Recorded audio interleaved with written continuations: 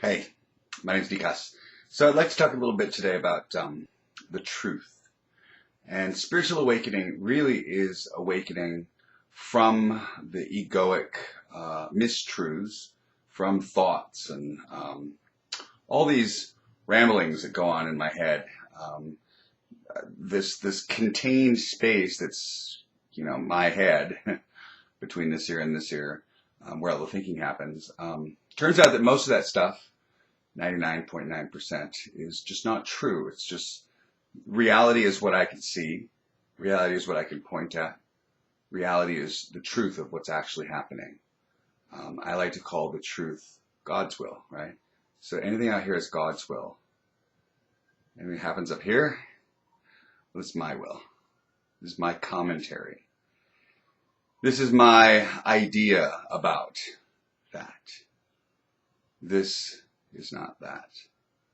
When I'm actually living in God's will, when I'm actually there, life happens in a very intuitive sort of way. Not a lot of thinking, just intuitively moving from this to that. Yeah. So the thing I'd like to talk about today is this thing called awakening to the truth. So my will is the sort of place that wants to negotiate sort of what's happening or what's happened or what's going to happen, right? But really, my will is very good about wanting to amend or, the better word, trying to change, trying to negotiate, especially if something has happened. If I'm ashamed of it, that means I would prefer it to be different. So the fact, the reality, God's will is something has happened. My fake, phony, false story about what has happened wants to change. But as we know, fiction, right, can never really fight the fact. The only place it can ever fight the fact is in its fictional location. A way I like to sort of speak about the head and this thinking place is it's the magical, mythical world of what's not happening. This is what's happening. This commentary about that is what's not happening, right?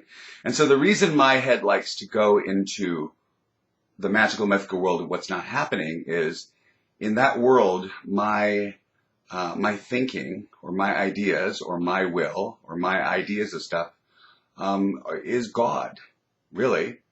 I'm like sort of Lord God, King Buddha, Nikas the Great of the space in between this ear and this ear. But take that and bring that out here to reality, and this has no dominance. This has no power. This has no ability to change or modify what has happened or is currently happening. Now what's coming, there is a possibility to change that, right? But not what's happened or happening. So my mind really likes to hang out in this magical, mythical place because there's nobody that can tell it different than what it thinks except for reality. And for reality, I have to come back here. So in spirituality, we always talk about the present moment. This is where it's happening. Even my thinking, what happens about the future and the past, is always happening in the right now. But what's very important here is to just recognize that this magical, mythical place is not reality. Truth, what has happened, that's reality. So the more comfortable I become with living in the truth is really based on my awakening into truth, right? So I can really use my own internal barometer, my own gauge of how things are going by seeing how often I'm trying to escape, right? To go away to this magical, mythical place.